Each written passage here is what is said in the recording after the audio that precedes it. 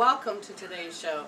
My name is Brenda Bates, Medicine Woman, and this is Medicine Woman Revealed. Today with me is Jen Toffel, Medicine Woman. I think. I am present. Should I hit the F5 button so I can get a refresh on you? Nope, we were all just, there's like a second delay, lag time in some time, in my head, possibly. Whatever. Well, we're still glad we have you with us. You too. You know. So you have on Wednesdays you do your Q Cross, and so people do miss you from having the show. So we're glad that we can actually get you on today's show.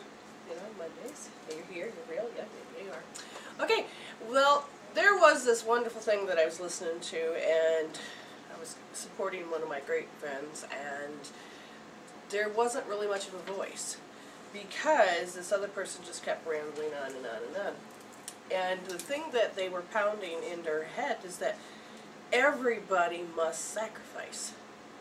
Now, what surprised me was, this is a very evolved spiritual person, and the word sacrifice. First of all, the thing that I was taught, that suffering is an option.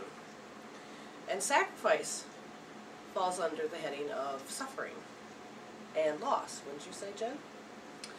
Yes, until I started looking up the spiritual definition of sacrifice. But yeah, I was told, well, you're just going to sacrifice. You have to give up that. If you want this, you got to give up that. If you want this, you got to give up that. And I just now, in the perspective that I live my life, and things are different. So basically what I heard was that choice is a sacrifice. Right, whatever you want, when you want something and you want it, you're going to have to give up a whole other part of yourself. And again, that's not what Spirit has telling me about it. Now, I had Jen look up on the dictionary to what is sacrifice. So, again, what's important is to understand what you think sacrifice is. Before we go into the definition, this person was saying, no, you have to sacrifice. You know, if I want to give up, if I want to work at home, that means I have to give up insurance. So they don't have a well-paying job, or they don't have this, or they don't have that. Well, I don't see it as a sacrifice as much as getting your priorities straight and deciding, can Spirit lead me into the direction which is safe and secure? And I just never really looked at it. It's like looking at my clothes in the morning. I have to sacrifice wearing you today because, oh, I'm so sorry, I really wanted to wear you today, but I have to wear this one because I really want to wear this one. I hope you understand. You know, I'm like having a conversation with my clothes this morning trying to figure out, how do I put sacrifice in my life? Why would I need it? This person was saying, you have to have sacrifice. Sacrifice is needed. You can't get away without having sacrifice. And it's all about loss. And I kept looking at this and was like, seriously, all right, honey, I don't want to, I can't watch TV tonight because I have to sacrifice my time with you so I can go do some work. Now, I understood that statement, but at the same time, I also know that my priorities are, is I love my husband, but I also know that I have a priority on getting done my dissertation. Yes, you all know that I had finished my dissertation, but I think that was God's way of sneakily telling me to write my book. And with the dissertation, they changed the format. I had the old format 5 years ago, and I hadn't known to think about looking to see if they updated any of their formats. And they did. They changed everything, the whole thing. So that meant that I have to go back, and I said, you know what, I'm not going to tear apart what took me 5 years so lovingly to put together. And I took my time on the dissertation because I really wanted to pour learn everything I could learn and display what I've learned and really get that dissertation to mean something to me because it's all about that doctorate.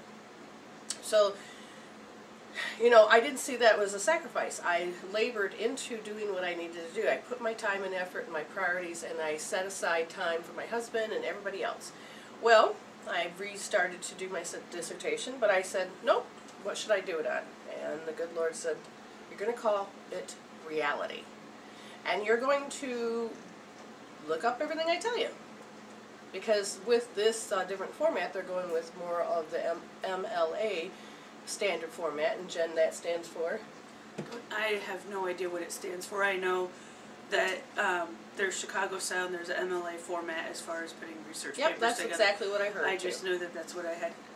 I don't need to know why it was created, how it was created, who made it and what. I just know I had to follow it. And well, they went more strictly to those guidelines, and whereas before it was different. And so now it's like, okay, but then I realize they're not going complete strict because they're, you know, they got a little leeway. So it's a trying to find, you know, this time they went and downloaded the book, you know, about what it is and how it looks. So I have details.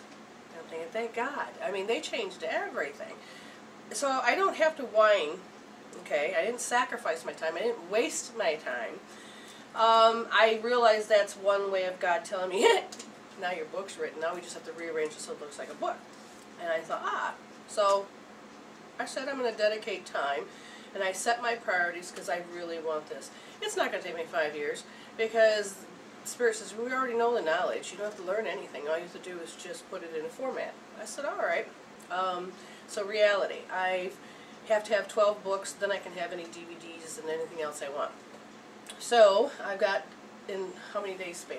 Like 2 or 3 days? When was your telesummit? The telesummit was on Thursday last week. That's when it was, so today's Monday. Oh yeah, that's true. So that's a whole Friday, Saturday, Sunday, 4 days. 4 days, and I took 1 day off. Time and space. And because I just wanted to be with the family. So I said, all right, Jen and I were brainstorming that if I dedicate pages, not a length of time, but dedicate typing up pages, research and everything, and doing my best to get 4 pages done, you know, within a day's time. If not, no big deal. I was just going to set up a parameter of, can I do it? Well, I have.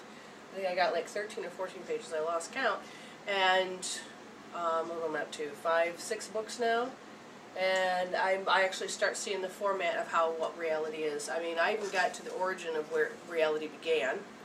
And then, so to me this is exciting. But I didn't have to sacrifice my family. I could look at it from the ego's perspective, is that it's loss. Well, it's interesting this, I'm running a spirituality group out of my church and using this particular material, and part of what they have us do as far as setting up our commitment to spiritual growth and all that kind of stuff, when we check in, we say, well, what did we have to give up in order to be there?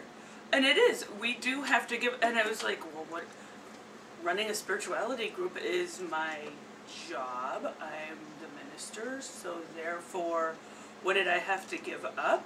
And I really had to think about it. Well, I did. I had to give up my free time.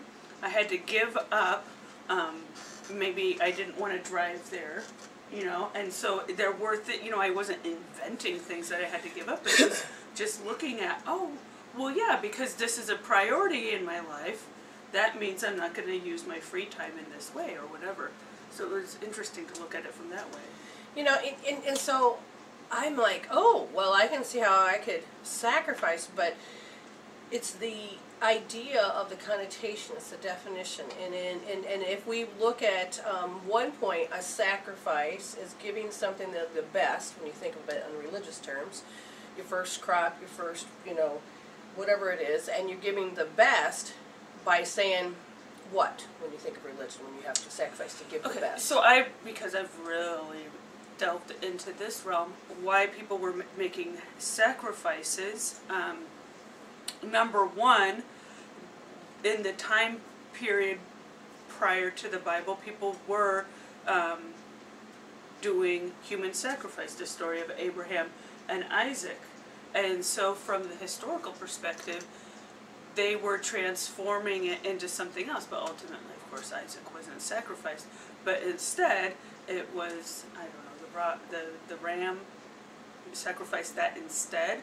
But sacrifice, the definition, and the pronunciation might be wrong, but it's saker and feser, and so saker is what is sacred, and feser is to set aside. So you are setting aside something that is sacred. You are making a sacrifice in that way, based on how the words come Exactly. together to make a word. You are setting something aside as holy or sacred. So yeah, when I'm doing a spirituality group, I am setting aside that time as something sacred or holy. Exactly, and then there's the human side of fighting for what is sacred to some degree. So I believe that this dissertation is sacred to me, that I need this part. There's a part of my calling that says it. But am I sacrificing my husband to do this dissertation. Well, I'm setting aside time for him, but it doesn't have to be a competition. Do you understand what I'm saying? It's like, well, you don't love me because you want to do that? It doesn't have to go in that human realm of hell of saying that tit for tat and... You're not paying attention to me. I work all day. Now my time with you is, you know, sacrificed because you got to go and do that. No, I see him as saying, wow, I really love my wife and she wants to do this. I am so geek that I get to be there and be her support system. So yeah, I'm going to... What do I need to sacrifice in order to help her accomplish her goal? Right, and so working together is different, and the human mindset is incredible. Now, when Octarine was telling us that MLA stands for Modern Language Association, they got a whole booklet and document and everything about it. It's adopted as a standard for documenting scholarly borrowings. And so, yeah. And it's good that they have this, but what did I have to do? I had to sacrifice my time to learn this new format in order to be able to do what I need to do. So as I have all the books and everything I need to do the dissertation, but I can't even dive in until I take that time to do the learning curve of what's this? What does that mean? Does that mean something else? And so it is, but I still see that, okay, so if I wanted to, humanistically, I could see it as a loss. I have to spend all this time studying all about what this MLA is before I can even write my dissertation. But then again, that is what kind of thinking? Stinking thinking. It is, we know that that step's needed in order for a great dissertation to come out. You know, it's so important that all these little pieces come together, but it's how we view it. It's how we perceive it. Now here's a strange thing. As I'm studying about reality, and I love coming across wonderful information, and the one book called Evolving the Brain by Dispenza. Very incredible was, how do we create our reality? And in the majority of the time, it's based on how we feel. It's that survival mode.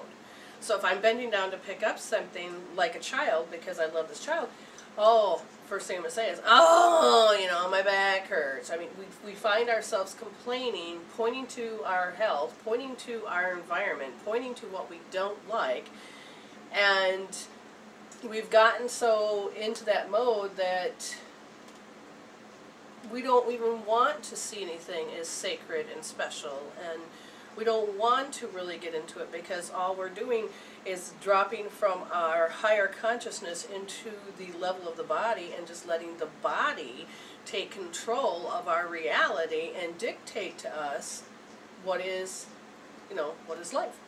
Now, before I go any further with that subject, we have that definition. So go ahead, Jen. Okay, sacrifice, the act of offering something to a deity in, homage, especially the ritual slaughter of an animal or a person, a victim offered in this way. Number 2, forfeiture of something highly valued for the sake of one considered to have a greater value or claim, something to be forfeited. And number 3 is relinquishment of something at less than its presumed value, something so relinquished, a loss so sustained. Again, it's the way you view it. It is, if you're putting it as this perspective that it is loss and it's suffering, then you're going to keep sustaining your consciousness as that your life has to be a suffering. Oh, you can't live without it. As I kept hearing this person say over and over, you have to sacrifice something at least once every day. You have to sacrifice because that's just who you are. If you want this, you have to sacrifice. And I understood what he was talking about, but the definition of sacrifice is very important because what mindset are you listening to? Are you listening to the human mindset or in your spiritual mindset? And if you're going to be a parent, there are all kinds of things that you have to sacrifice in Your own order identity to be a parent. But if you're on that journey of wanting to have children, is it seen as a sacrifice? Yeah, if you're in your human mindset, oh my God, I can't go out dancing with my friends anymore. Oh my God, you know, I'm just like, oh my gosh. I'm so glad I'm not hooked into that drama mamas anymore. You got to see the video because her face was priceless there.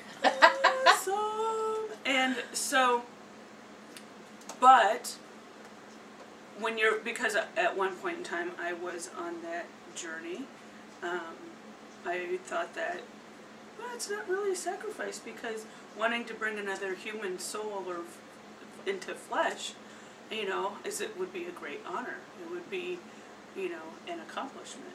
Mm-hmm. And as I go through and actually find my desire that inspires me to be the best I can be, it's not that desire is a bad thing, and because when it inspires you to be the best, it helps you bring out the light. Every day, I love doing the show. I love talking to people. I love doing what it become a spiritual human, to teach it, breathe it, walk it, talk it, and dream it. And what's important about all that is I don't see anything as a sacrifice. I see it as a growth process. I see that I have went from point A to point B without missing any steps. I'm enjoying everything about it.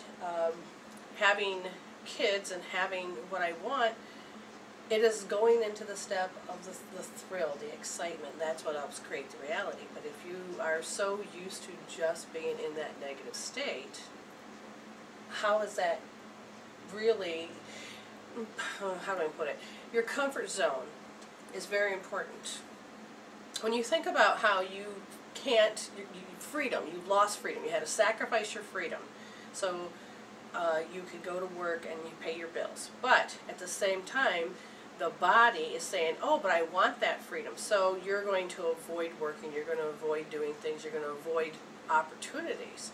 But if you view it from another perspective, and you don't let your body take control, then all of a sudden you are opening to a whole new world of possibilities. And then you schedule in, and that's where you discipline and pay attention with your thought patterns, and saying, oh, are we downtime and the study time? But nothing is a loss. Nothing has to be this terrible thing.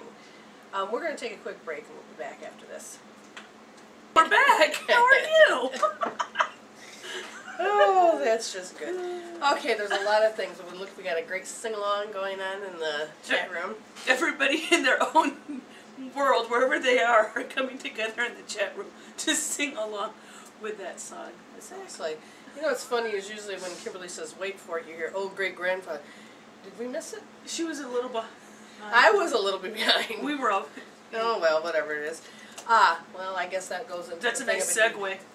Yeah, that's one of the things I've been reluctant to wanting to say is I live in a whole other realm than a lot of people. And so yesterday here in Michigan, the idea of sun didn't shine. And where the sun don't shine. That was Michigan yesterday. and I'm looking out and I'm like, whoa. So I woke up, and as soon as my feet touched the floor, I knew I was in another reality. I said, oh crap, I woke up in a wrong reality, or an alternative reality. It's not per se that it's wrong, it's just not mine. I said, okay, I'm going to do some divine hunting. So I thought... I'm glad dinner was already cooked. Yeah, well, I cooked it. Oh, divine hunting, I get it. Okay, whatever. So I'm like, all right, I get up and I walk out to my office and I greet my husband, but he was in a crappy mood. Now, that is not my husband. And I walk in, and then you're having this inner meltdown change, and like, that's weird, and so I walk off. And I'm like, this okay, and I'm watching, and I'm trying to have a communication, and it's just, I realize no matter how I'm being Brenda in this alternative reality is not going to work. Okay, I have not succumbed to it or sacrificed. It was, all right, I'm going to be on this flow, and I'm going to allow this to happen. So I'm watching, and my husband's like scrounging for food.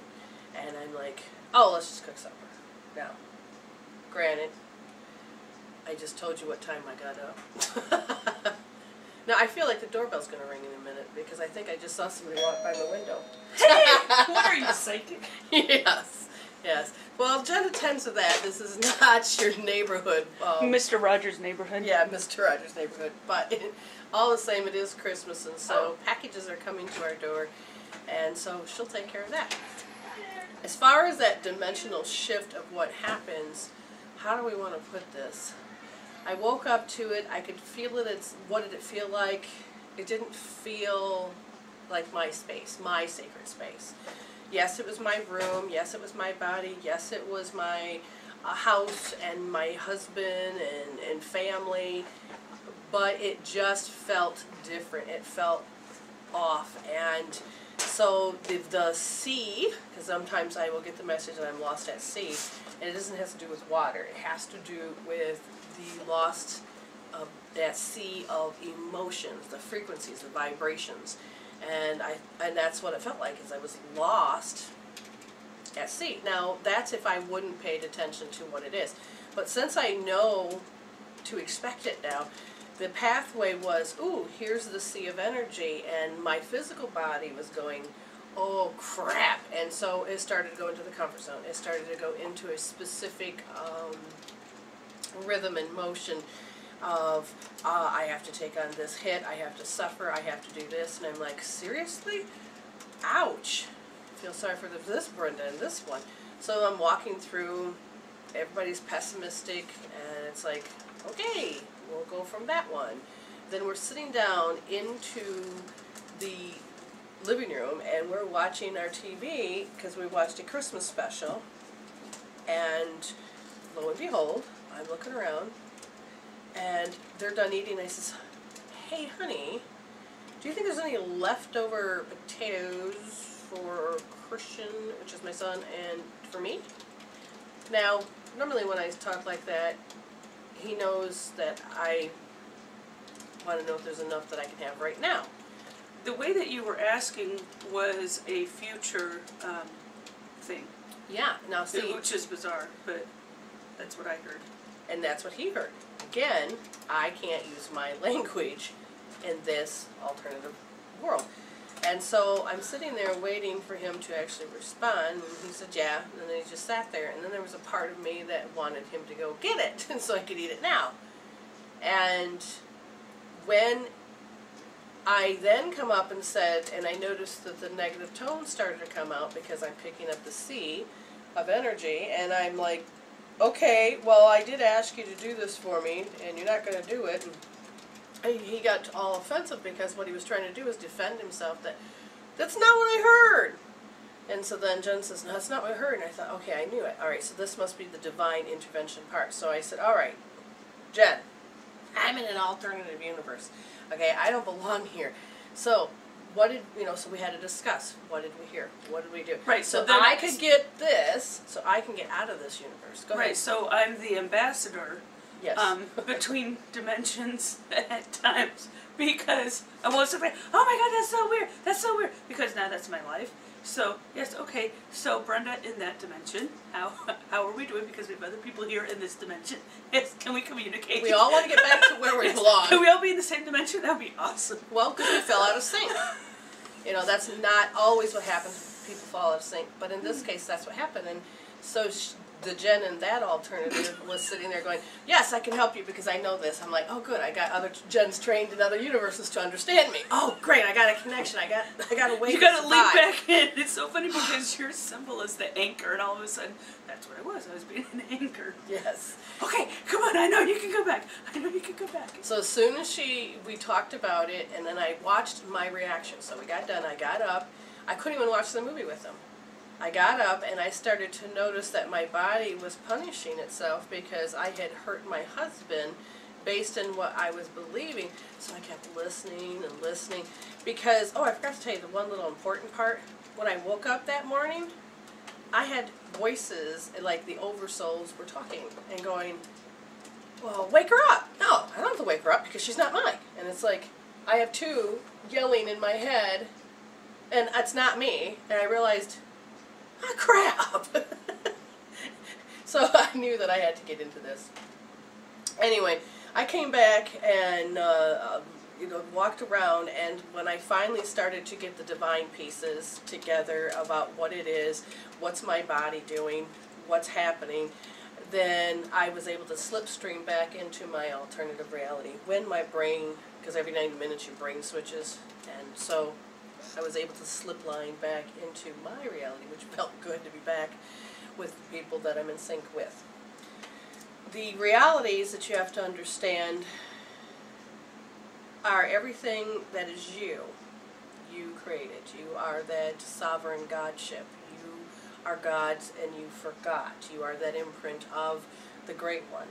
You were given the gifts, the same gifts about how to go in and contemplate and to create with a thought, and then take the emotion, get into the emotion of a thought, and to create it to life.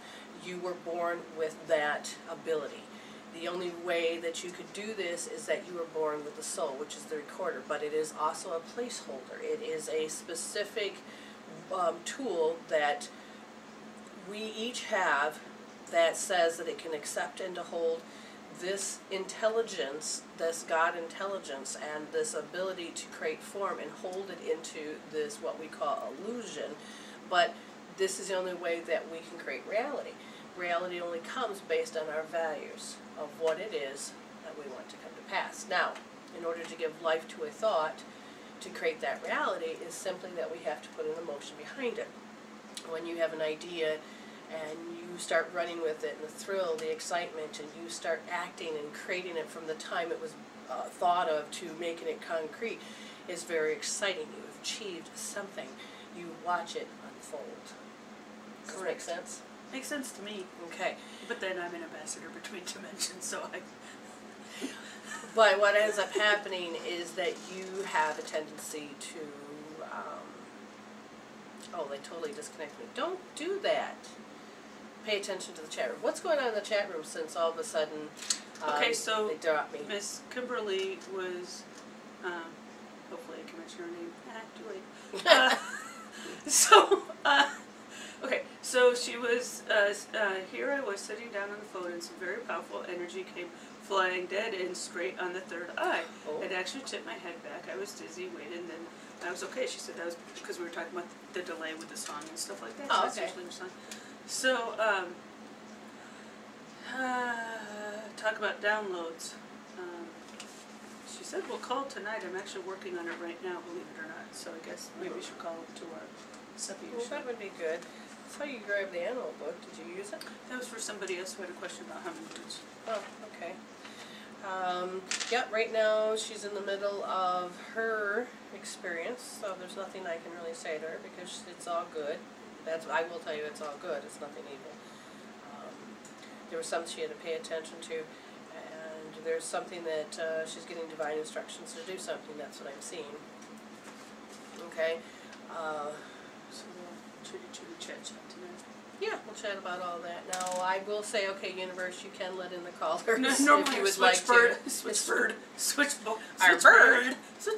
switchboard is usually overflowing, but that's Spirit apparently wanted to talk about it. So you're going to hear more about my dissertation almost every time I'm going to be working, apparently. Until you're done. Now, how do we want to put this? Going back to the one of the things that I don't know when they're going to have me do it, but it is taking words that the human mindset is saying is bad and we put it into a spiritual word like sacrifice. What would be the opposite of sacrifice? And you said sacred, right? In a sense that is sacred. Right. You can also deem something completely not sacred as holy also, because it depends if that's your focus in worship and that kind of thing, then you can take what is not sacred. Okay. So it is about taking words. Now, another one that as I was listening to this person was a waste of time. In becoming a spiritual human, it's not about... Kimberly says, hey, I'm here. Hello. Okay. The waste of time. How do I spiritually see the words waste of time? I don't. In a human mindset, I do. It's a waste of time to do that, don't do that. But for those people, we're pointing out to them, don't do that. But again, that's their steps they need to get them to where they're going.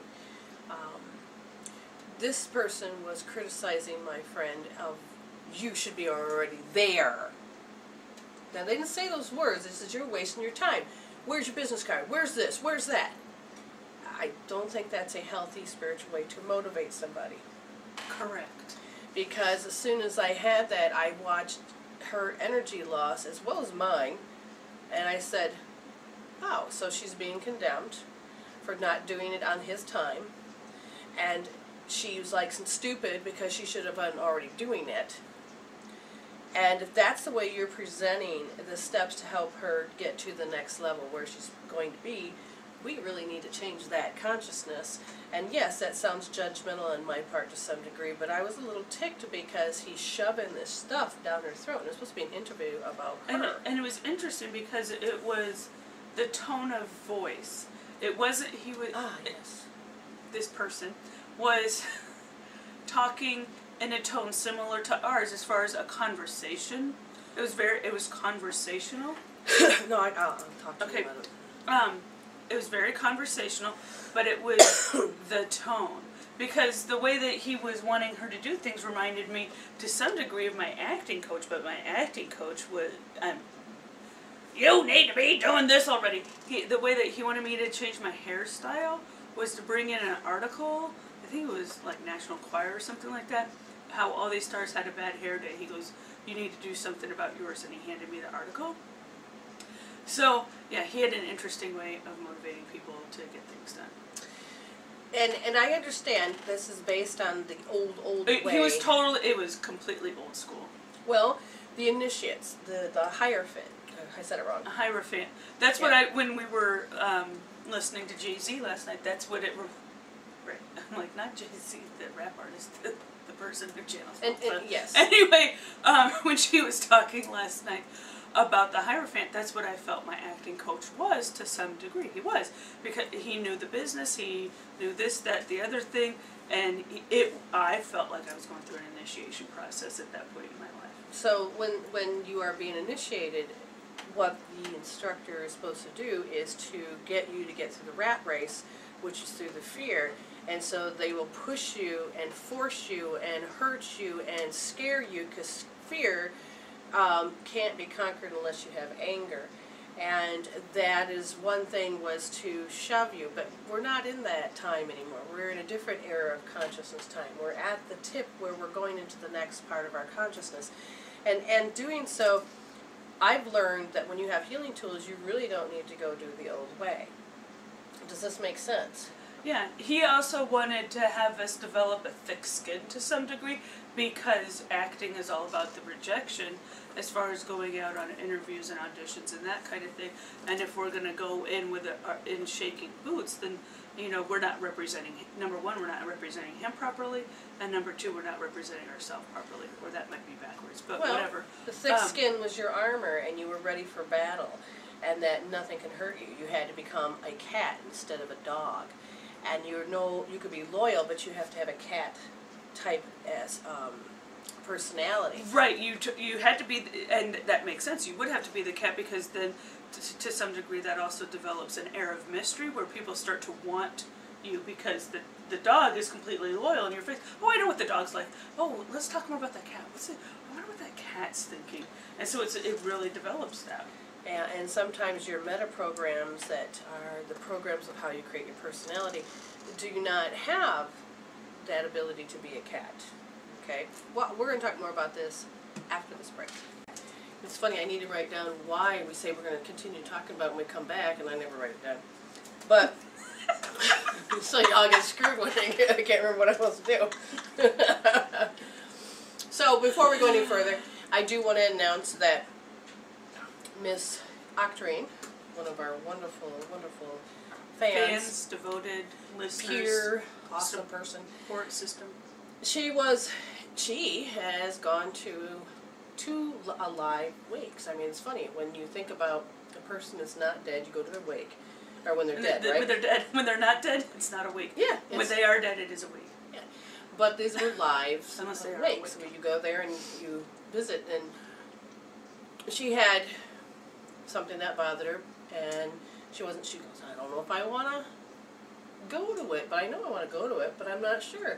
So the feelings were there, and I'm not going to go into detail too much, but she had helped me, and I helped her, and we ended up using some healing tools, and the next thing you know, she said she went yesterday, and she says, I couldn't believe how much she had fun. She was laughing, and she had a good time, and that's a good thing.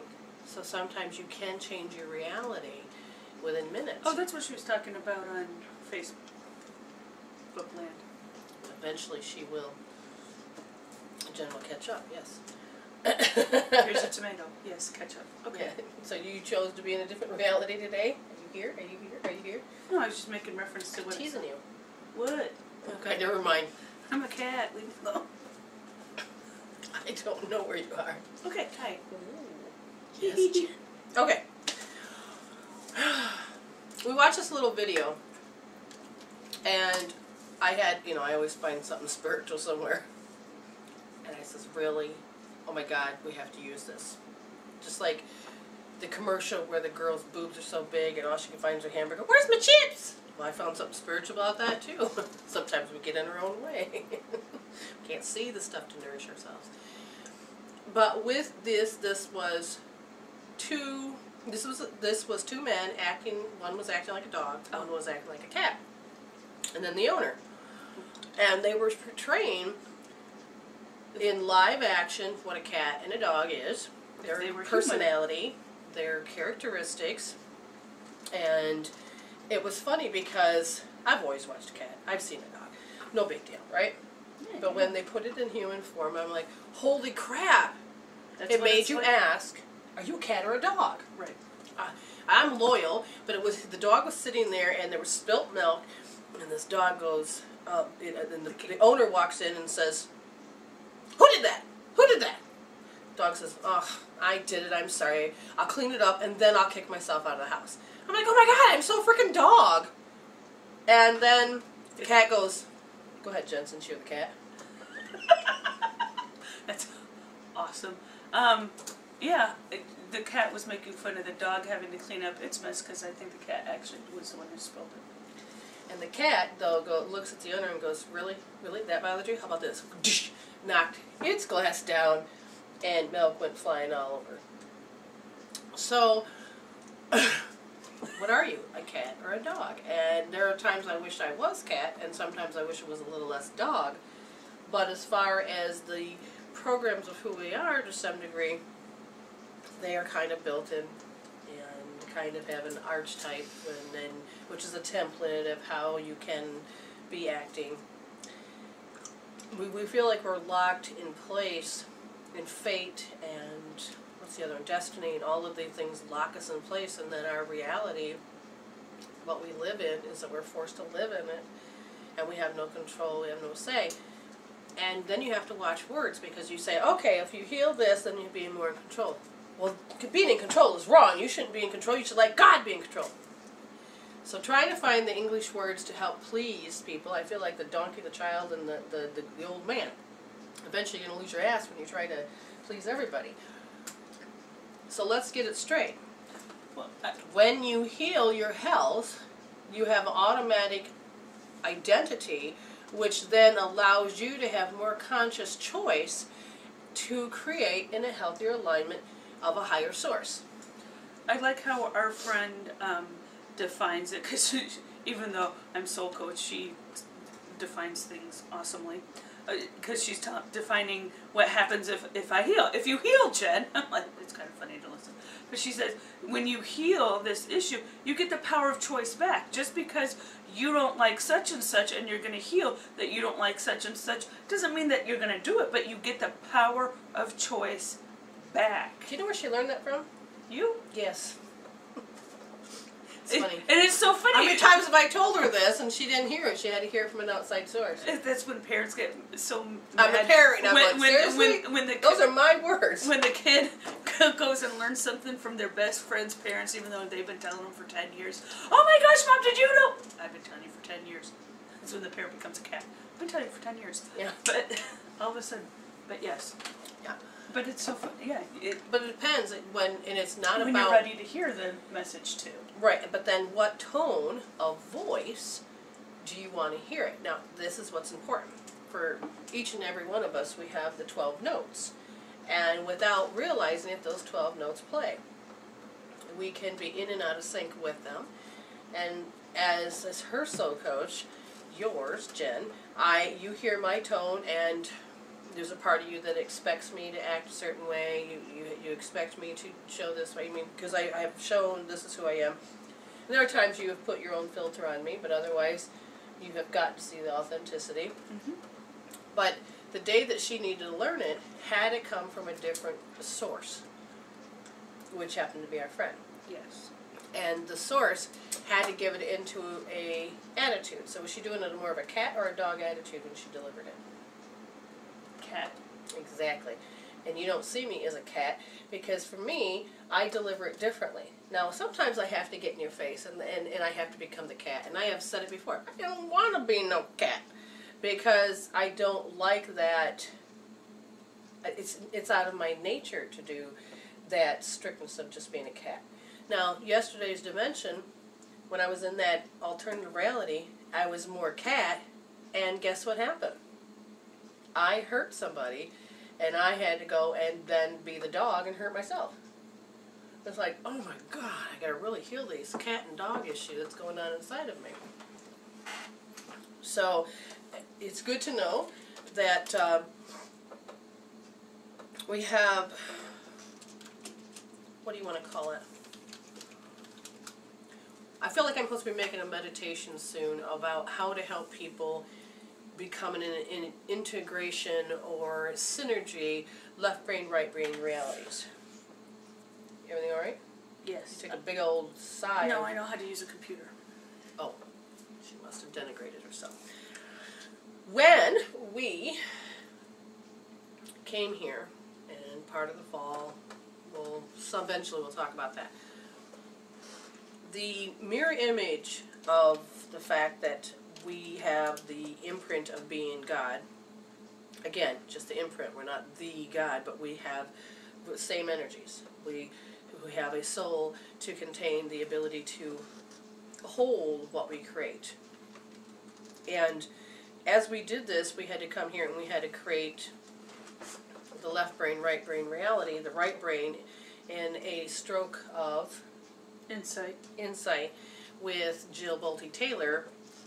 She is a brain expert, but then she had a stroke, so she was able to experience what a stroke is from the inside out.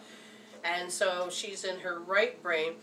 Everything is all one. Everything is all right. There was nothing wrong. Everything was peaceful, calm, loving, and that is the nature of the higher self. That is the nature of God. That is the nature of everything is balanced. But then she would then switch into the left brain. Oh my God, I know something's wrong with this physical body. I needed to be, where's the phone? Blah, blah, blah. And so she's trying to learn, and so she's learning between the left brain is about details, and it's being more into the fear and the flow of, And one of the things I've discovered for myself on a reading basis was when you are in your right brain, everything is loving and one, and there's no problems there. You go into your left brain reality, and that is the mirror image of the right brain. And when it became a mirror image of the right brain, what happens in a mirror, Jen? What happens with reflection when you're looking? Right, when you're looking, it follows. You know. Now, that's not where I was going, but yes, we were going to talk about that. Oh. Do you see that it looks like sometimes it could be opposite, or it could be when you when you want to write a word on somebody, I want to write this fun word because I like whatever sports team, and you write it in the mirror, and then you walk around and it's written backwards. Correct.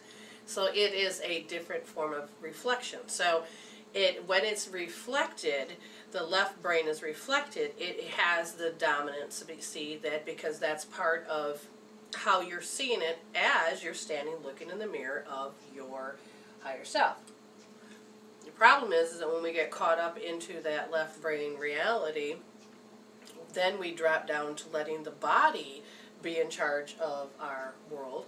We lose the ability to know who we truly are. And when I was watching The Karate Kid, the newest one, which is awesome, the snake, as the boy is watching, the guy goes, "Hey, what do you see?" "Oh, she's copying the snake." He goes, "No, look again." And what it was that she was dictating to the snake what it should do. So the flow of energy. So she became the dominant energy and was saying to the snake, "Mirror me." And so it's like being in the mirror. What you're doing is that you have to remember the mirror doesn't tell you how to act. You tell the mirror how to act. Okay?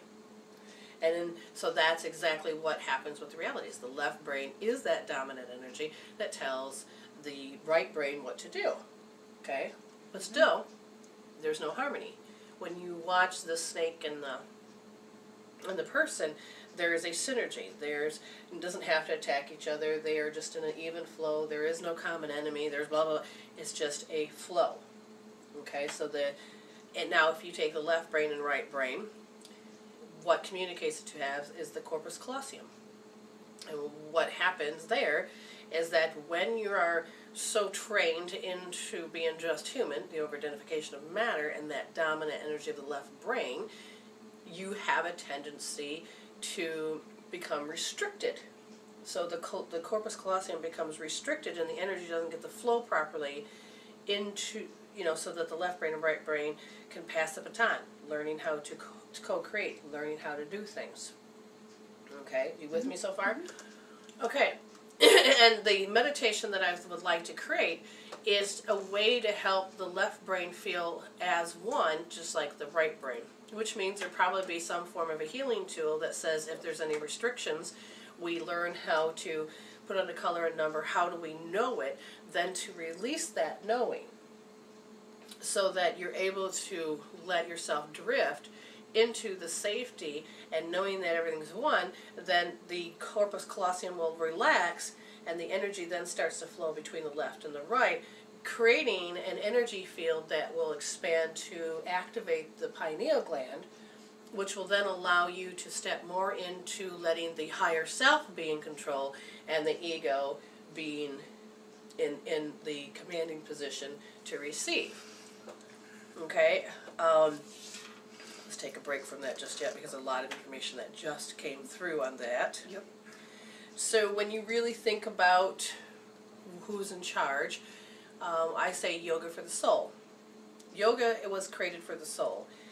The soul, again, is the container to hold the concept of the energy of what is God, what is thought, what is the emotion, what is the structure, and that creates things to come into a reality.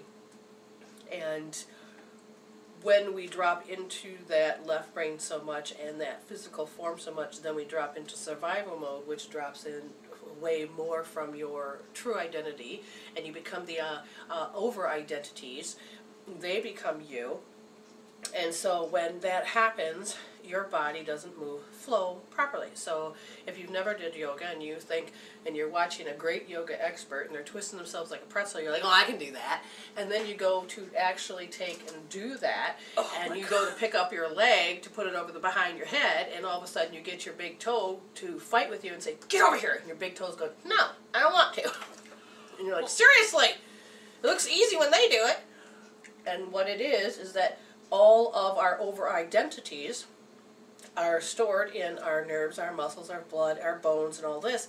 And so we start to distort, to create our body to torque and to do what it needs to do to show our thoughts and become our thoughts.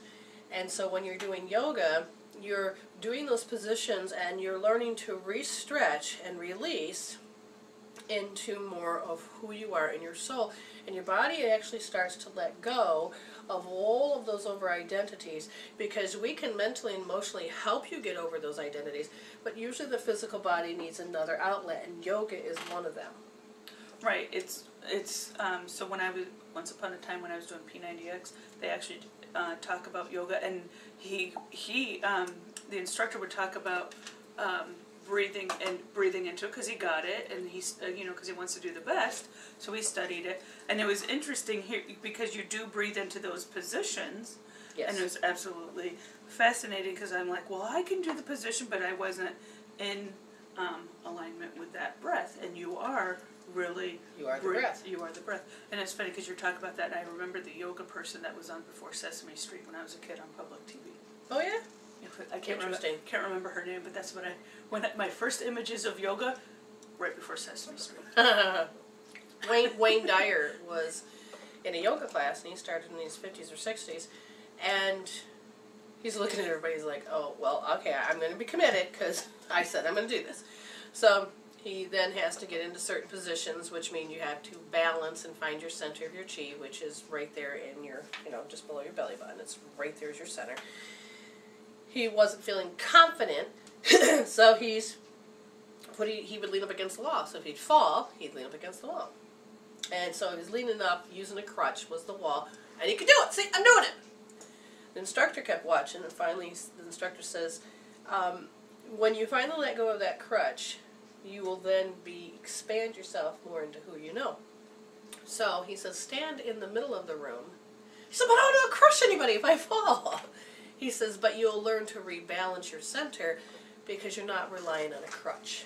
Right.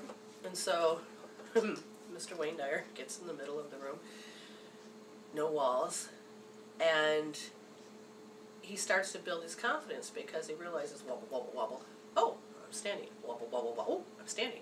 And the next thing you know, he's able to do the things that he saw when he first started doing yoga, and then when he was wrestling with that big toe, trying to get it to do what it needs to do, now it just said, oh, let's work together. And it reminds me of the story that I'll tell you about after this little commercial break. Okay, so now we're back. And I was telling you how, like, Wayne Dyer was unsteady and he didn't have the confidence and when he started the yoga, but that's a learning curve, and eventually he became very professional at that. This goes to the next story of this gentleman that was in fighting the war, and he had gotten hurt, and when he came back they said, oh, you'll never be able to walk again. He always has to walk with crutches, and time went by and he gained a lot of weight, and he went from one instructor to the next, help me, help me, help me. And finally he connected with one yoga person, and he's like, oh yeah, we can do this. And he's like, oh, this one person believes in me. And this is like the first time he ever felt hope. So he sat down and he videotaped his progression of how he tried to do the yoga without his crutches and things, and he would just show how he falls. Didn't matter, got back up. And his determination, because the priorities of doing this was very important to him. It's not that he had to sacrifice anything, except for he was moving. And he did this, and you get to watch his progression, and he lost like 100 pounds in over a year or so, where he couldn't walk unless he had crutches, and then he shows at the end where all of a sudden you could just see, he's like, wait for it, watch this, and then he starts running very fast. And he can walk, he can run, he can do everything that they told him he couldn't. And so it is that retraining the soul, not just the physical body, but mastering the self-talk that the body says. Like I said, you're bending down to pick up your child, and all of a sudden you hear your body goes, oh, I hurt, don't do that. And we have a tendency to, oh, God. And it becomes that voice that we end up listening to, and so our power of choice happens to be pushed aside because we're so hooked into the over-identities of the emotions, the feelings, that we can't keep up with who we really are. Well, it's interesting.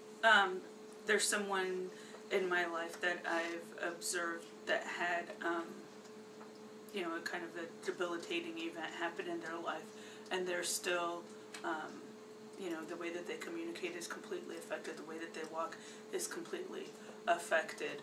But then it is that soul alignment when they want to push forward and they want to do it. And watching the video of that man, he was determined. But you could see where he was lost at sea. Yep. And unable, and just once getting the motivation to get the right person involved to help them in their life made a huge difference. And I'm also thinking of my friend that woke up from a coma this summer, the determination that he had to come back to life. Exactly. But the Lost at Sea, just for some of you that just joined,